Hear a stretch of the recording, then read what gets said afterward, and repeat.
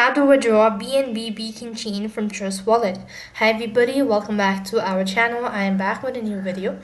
In today's video, I'll be showing you the ways to withdraw BNB Beacon Chain. So to do this procedure, first thing first, make sure that your device is connected to an internet service, then log into your Trust Wallet account. Once you're logged into your Trust Wallet account, that's going to take you to the home page. So right on this page, what you want to do is click on BNB and select that you want to transfer it.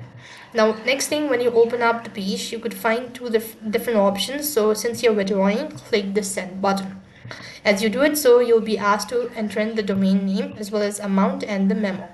Now, as per the domain name, you need to paste in the information where you're actually transferring or the recipient details.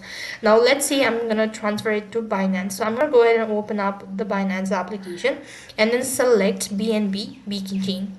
When I do that, it's going to show me the information or the wallet address. Now, I have to copy it out and exit from this page. After you're done copying it, you want to go ahead and enter the paste in the address that you recently copied, enter in the exact amount and the memo, all that. Click the next button. Once you've done it, so you'll have successfully withdraw BNB Beacon Chain from Trust Wallet.